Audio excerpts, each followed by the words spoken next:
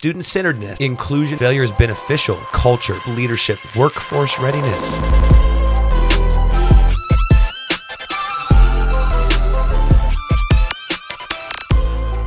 Hey there, I'm Josh, and I'm a high school VEX robotics coach. And this is me introducing the entire world to who I am and my YouTube channel. I don't really care about the views.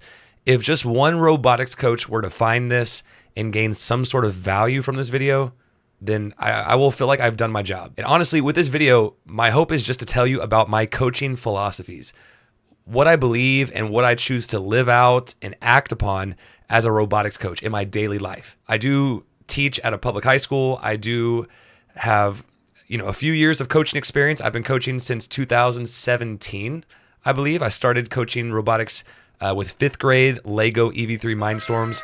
If you know Lego EV3 Mindstorms, which most of you probably do, you know it's pretty epic. Those were the good days, right? Those 5th graders, they were incredible to me. But this video is not about the history of me coaching robotics. Rather, I want to give you my core coaching philosophies. So without further ado, let's get into it.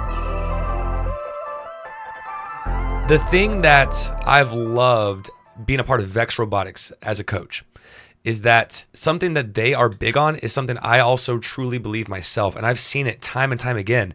And you might be able to guess what I'm about to say, but it's student-centeredness, or just being a student-centered coach, where you place your students first when it comes to the robotics team and the robotics program. If it was more coach-centric, I would be making decisions as the coach, as the teacher, as the person in charge, and I wouldn't be seeking student input. I'd be more hands-on with the robots. I'd be more hands-on with the programming, telling them what strategies to use with their alliance selection, telling them what strategies to use with their driving and their programming. I'd be a boss of sorts. And okay, let's be honest, let's be real.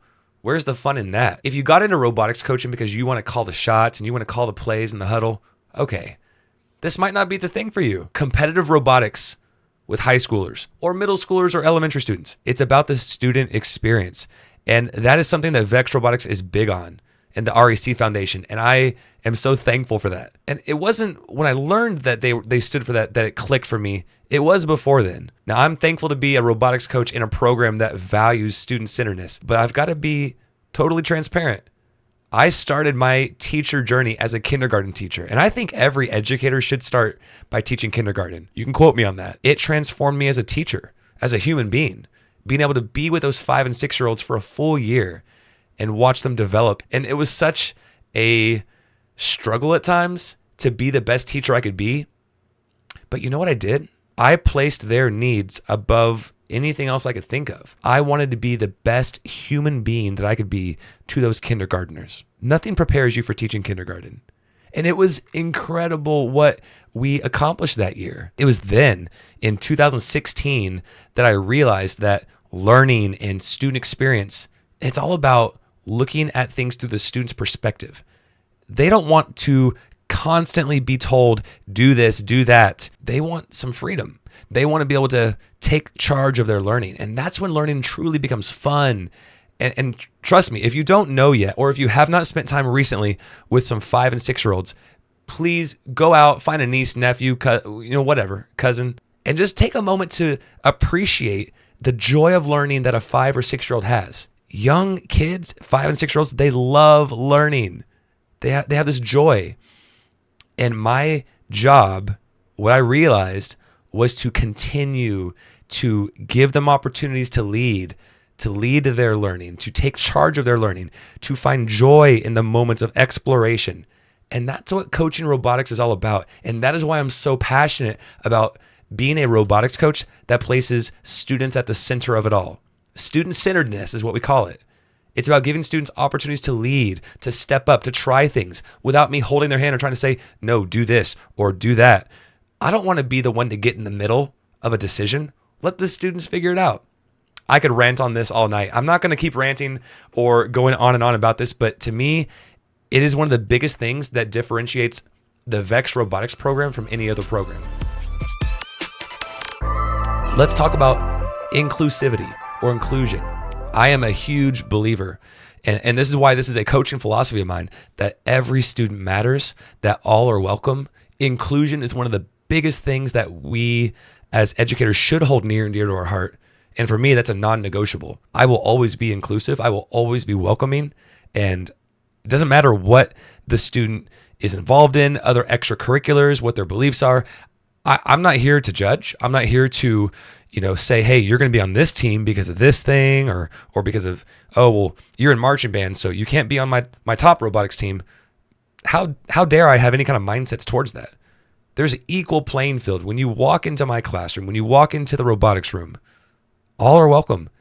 And if you want to bring a friend of yours who's not on the team, but they want to check it out, they want to see what it's like to be a part of a robotics family where everyone's welcome and where everyone has a voice, bring them. Let them see what we do, because that's how much I love the programs that I've been a part of and the program I'm a part of now. Inclusion is everything. Letting students know that they're loved, they're valued, they're heard, they're seen. That's what it's all about. One of my other coaching philosophies that I hold near and dear to my heart is that failure is more of a feature than some sort of thing we should be afraid of. Failure is good. Failure is beneficial. And this is pretty cliche at this point, because almost every one of you that's a robotics coach, or if you're maybe a STEM teacher or a science teacher and you're thinking about becoming a robotics coach or starting a robotics club, by now we all know and understand that failure is good. That failure is something that we teach our students to accept and to grow from and learn from and talk about. We can't just experience a failure and say, all right, well, let's go to plan B. We've got to stop our students and have them talk about it, right? Or encourage them to stop and talk about it, right? We're not going to force them to. Failure is a part of robotics. It's a part of engineering, science, life. But if there's something that I've tried and I've failed or experienced some form of failure, and I can turn that into a teachable moment, I'll be transparent and let them know, hey, I've been there. I've been a part of something that I spent hour upon hour doing, and it didn't work the first time. But you know what? Here's the next step I took. Still didn't work after that next step, but here's the next step and the next step. And before long, you have your success, you have your solution. Perfection is a thing that students chase many times. They're chasing high GPAs, high grade points. They want to have top of the class rank. They want to pass their AP classes with flying colors. I get it. I support them and I'm here for them and will offer any kind of support that I can give. Perfection is impossible to attain, though. I think when perfection is the standard, it can hurt a little more whenever we or students fall short. Now, I'm all for a student or an educator or a robotics coach striving for perfection. But what I would say, instead of striving for perfection, I would say strive for excellence, because excellence is the thing that can really propel something or someone or a team to that highest pinnacle, that highest level of success. Strive for excellence over perfection. Excellence, it's a buzzword in the VEX robotics community, but excellence is a word that goes beyond how VEX uses it. It's something that we can all truly embrace as part of our day-to-day life. And as a robotics coach, whether you're one right now, a rookie coach, a seasoned pro, or one you're thinking about becoming a robotics coach, no matter what your situation, strive for excellence. We can never achieve excellence if we don't embrace that failure happened. But there's also coaching opportunities there to coach our students up in how we adjust to failure, how we communicate through failure. What is our body language like towards failure? And a lot of times that starts with the coach. That starts with the teacher. So right now I'm going to ask you, what is your body language like when you encounter failure in front of your students? Or when you see your students have a failure, some sort of setback or something breaks, how do you react in front of them? Whether verbal, nonverbal, it can be simple things like a look, a stance, body language, right? Our students see what we do and they sometimes will begin to mimic or learn from how we handle things. And so it's important that we model that failure is okay. Failure is a part of this. Let's get to my next coaching philosophy. Coaching philosophy number 4. I am so big on culture, positive culture. We all say that, but here's the difference for me. And maybe you agree with this. Culture is more than a corporate sounding slogan and having this established mission and vision statement and these core values that we write down. Okay, let's just be honest here. Posting your core values on your wall does not establish the culture for your robotics program. Newsflash, it doesn't. You can say all day long, all year long, that this is our mission, this is our vision statement, these are our values, our core values, this is what we believe in. We have this cool logo and it ties in with our beliefs. I'm all for that stuff, and I love that kind of, tie in with branding and our mission and our vision and core values. I love that. But I cannot establish the culture through that alone.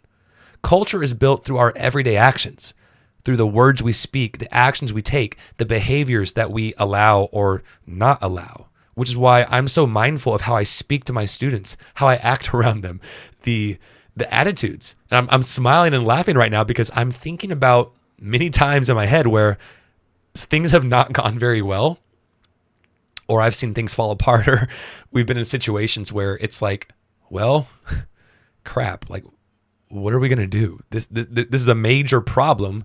We've got this setback, or, we can't go to this tournament anymore, or so-and-so is now out sick and they were the lead programmer, so we have no code. We've faced many issues like this in my previous, years coaching, and I'm smiling and laughing because I can think of many times, and I'm not a perfect coach. I'll never claim to be one. I try hard, but I'm not. But I can think of many times where we've faced such setbacks, and yet when I made eye contact with a student in particular, or when I closed my eyes and took some deep breaths, or maybe when I thought about the encouragement that our middle school coach had given me the other day, no matter what it was, I'm always able to ground myself in taking a deep breath and remembering that the culture that we want to establish, it happens when we make those decisions, those little micro decisions to choose to smile, to choose to respond with a positive phrase or word instead of negativity, to respond with positive body language, to look at the students and say, hey, you know what? We're going to get through this. We're going to conquer this. We're going to find success some way, somehow. No matter what the setback was, I would never once turn to a student and say, you know what? That's it. Throw in the towel. We're done. Nothing more we can do. There's nothing. I would never say that because the reality is I can't predict the future any better than you can. And so when setbacks happen, we build our positive culture because when setbacks happen, we look at what's around us, we look at our students, we look at the situation, and we say, you know what? We can do this. We can figure this out. We can bounce back somehow. We can come up with a plan. Let's not be negative. Let's think of some positives here. You'll establish positive culture with your words, your actions. But remember, it's about the little things. It's the little things that we do and the little things that we encourage or discourage in our students and in our teams. So my 5th coaching philosophy that I'm really, truly a big believer on is that leadership grows from within. If you don't have systems in place to develop leadership from an early level, from the freshman level, I encourage you to work on a system. In a future video, I'm going to reveal how I have more than simply team captains. I'm going to talk about how I leverage the International Robotics Honor Society to form a branch of leadership within our program. Leadership, grow it from within. It is so important to cultivate it. It's something that is the lifeblood of your program. It goes back to philosophy 1. If you're all about student-centeredness, your students should be leaders.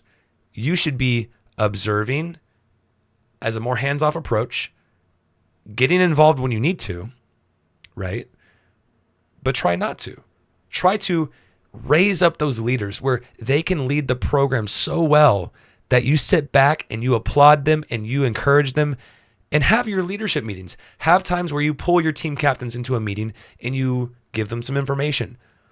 I've seen such growth and I've seen so many teams flourish I've seen my own programs flourish because the students stepped up and took on such great leadership positions. And I was just there to help empower them and encourage them and meet with them when they had struggles and challenges. But I loved getting to set them free to lead, of course, under my supervision. But it was a beautiful thing. And I encourage you, grow your leadership initiatives in your robotics program as a robotics coach. This brings me to coaching philosophy number 6. And this is similar to the leadership initiative philosophy. And you know what? Let's take a moment to think about this. What is it we're all trying to do here? We are currently or soon to become robotics coaches, or maybe you stumbled upon this video and you used to be a robotics coach and maybe you're just a teacher or you're a mentor or you're a parent, whatever it is you do. Let's just pause and think. Why do we have robotics competitions? Well, okay, good question, Josh. They're fun, fierce competition, learning, collaboration, teamwork, problem solving, programming, building, technical skills, writing, speaking, interviews. Okay, the list could really go on and on and on and on. But you know what's at the core of most of this? Workforce readiness, prepared for the future innovation. The students on these teams, they are future problem solvers, innovators. We're preparing them for the real world. And when we go to competitions, they're not giving these rehearsed presentations.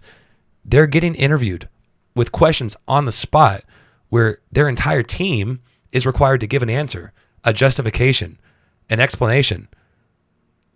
I am so impressed with how my teams and students, even the rookie teams, handle themselves with those interviews in the pits at tournaments. That is one of the highlights of this entire thing. But that's not all. What they do on a day-to-day basis on their teams prepare them for so many different careers in the real world. And I think it's about time that we do a little bit more to highlight how our robotics teams are prepared for the real world. That foundation is started with their parents at home raising them the right way. Shout out to all the parents out there. You're doing an amazing job. And you know what else it was? You add on the layer of school and their support system and their robotics team, their robotics coach, the program that they're a part of, the culture that you instilled. You know, we want to inspire our students to be innovators, to be problem solvers, you know, world changers. We want them to be just like that on their robotics team in high school, but then we want them to apply that to the real world after high school. But it starts in your classroom. It starts on the robotics field, in the practice room. It starts with those daily things that they do, day in and day out, those actions, those small micro actions. It's about culture. It's about leadership. It's about all these things that I've spoken about today. But the way that we're preparing our students for the real world, that is something that is so worthy to be praised. And so whatever it is you do, whether you're a current coach or maybe you're thinking about being a robotics coach, hopefully hearing more about my own coaching philosophies inspires you.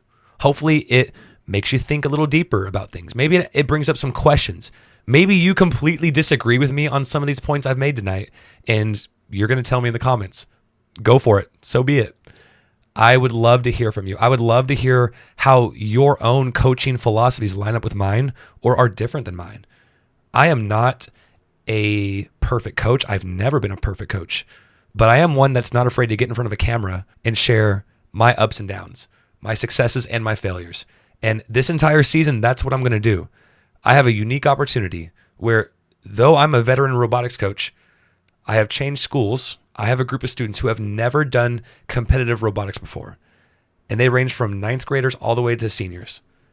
And it will be our schools and this group of students' first time ever competing. But what you're going to hear in future videos is my journey as a coach in coaching a team that is completely brand new through high school V5 VEX Robotics. You don't have to be a current or interested coach. You could just be some adult that wants to start a robotics club. Maybe you're a teacher that wants to integrate robotics into your classroom. No matter what your situation is, if I can help just one person through my videos, I will feel like I've done my job. I'm going to try to do this on a daily basis. I'm going to try to come to you daily, weekly, whatever I can manage. But the reality is I'm going to be totally transparent, totally honest. I'm not going to apply a bunch of filters. I'm not going to try to, paint this perfect picture. I'm not a perfect coach. No one is, honestly. But together we can thrive. Together we can build a network. Please subscribe, like the video, and drop a comment. Let me know what you coach. Are you an elementary VEX IQ coach? Do you coach middle school, high school? Are you best, first, FRC, FTC? So let me know what you coach. If this inspired you in any way or helped you in any way, I'm truly grateful. So let's go out there and take action today. And remember, make a difference in the lives of your students and your teams. All right. It's been good. It's been real. Again, I'm Josh, and you can find out more at theroboticscoach.com. All right. Peace.